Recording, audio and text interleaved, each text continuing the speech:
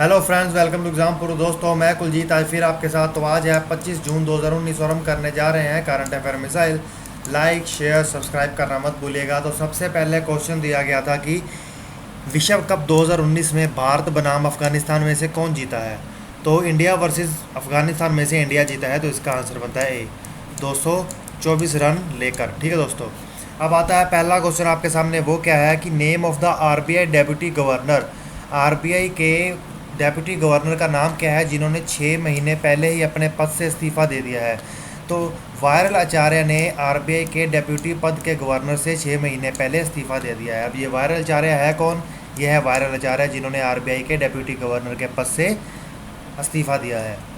अब हम चलते हैं दूसरे क्वेश्चन पर। वो क्या है कि किस भारतीय क्रिकेटर पर आईसीसी की इंटरनेशनल क्रिकेट काउंसिल की आचार संहिता के उल्लंघन के लिए मैच फीस का 25% जुर्माना लगाया गया है।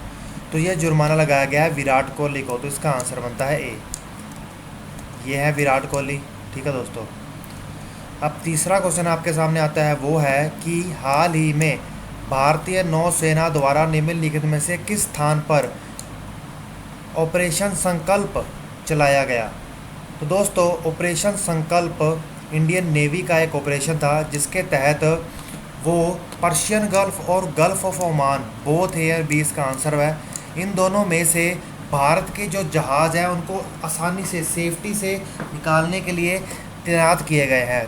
ये ऑपरेशन चलाया जा रहा है क्योंकि आजकल ईरान और अमेरिका के बीच में तनाव चल रहा था और हाल ही में खबरें आ रही थी कि ईरान ने अमेरिका का एक ड्रोन गिरा दिया जिसके तहत तनाव बढ़ा है। तो इसी को ध्यान में रखते हुए ये ऑपरेशन चलाया गया। अब जब बात आती है पर्शियन गल्फ और गल्फ ऑफ ओमान की, तो देख लें ये कहाँ पर है। तो ये देखिए, ये है पर्शियन गल्फ, ये है गल्फ ऑफ ओमान। ठीक है दोस्तों, इन पर ध्यान रखा जा रहा है। यहीं पर कहीं ड्रोन गिराया गया था। ठीक है दोस्तों, अब आता है चौथा क्वेश्चन आपके सामने। वो क्या है कि किस पार्टी के नेता ने घोषणा की है कि लोकसभा चुनाव 2019 में अपने गठबंधन की भारी विफलता के बाद पार्टी अपने दम पर भविष्य के सभी चुनाव लड़ेगी। तो वो की है बसपा ने। ठीक है, बहुजन समाज पार्टी ने किया है, तो इसका आंसर बनता है सी। ठीक है दोस्तों, अब हम चलते हैं आगे। अब पांचवा क्वेश्चन आपके सामने आता है। वो क्या है कि निम्नलिखित देशों में से कौन से संयुक्त राष्ट्रीय विकसित anti money laundering platform launch करने वाला पहला खाड़ी का देश बन गया है। तो यूएई, यूनाइटेड अरब एमिरेट्स पहला देश बन गया है कि जिसने यूनाइटेड नेशन का anti money laundering platform launch किया है। ठीक है दोस्तों, ये देखिए, UAE has become the first country, ठीक है दोस्तों, जिसने united nation office on drugs and crime to curb organised crimes, ठीक है दोस्तों, इसके तहत ये लॉन्च किया है। अब हम चलते हैं आगे।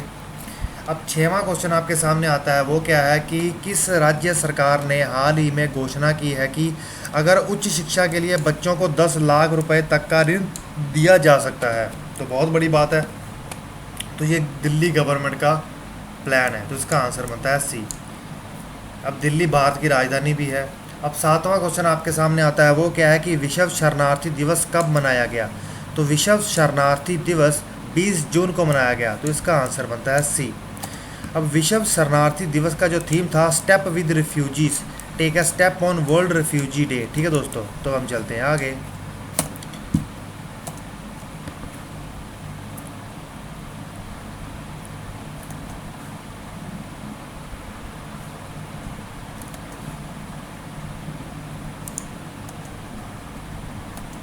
अब आठवां क्वेश्चन आपके सामने आता है। वो क्या है कि भारतीय खिलाड़ी का नाम जिसने हाल ही में एशियाई स्नूकर चैंपियनशिप जीती है।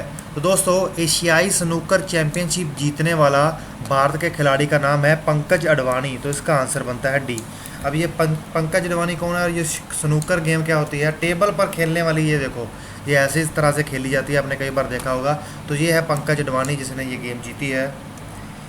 अब हम चलते हैं आगे। अब क्वेश्चन ऑफ द डे आपको ये दिया गया है कि हाल ही में खबरों में रहा पहला एस्ट्रोबी रोबोट जिसका नाम है बम्बली, किस स्पेस एजेंसी के द्वारा लॉन्च किया गया, ये आपको बताना है। तो इसी के साथ मैं आपका एग्जाम में आने के लिए थैंक्स करता हूँ कि फ्रेंड्स, बाय।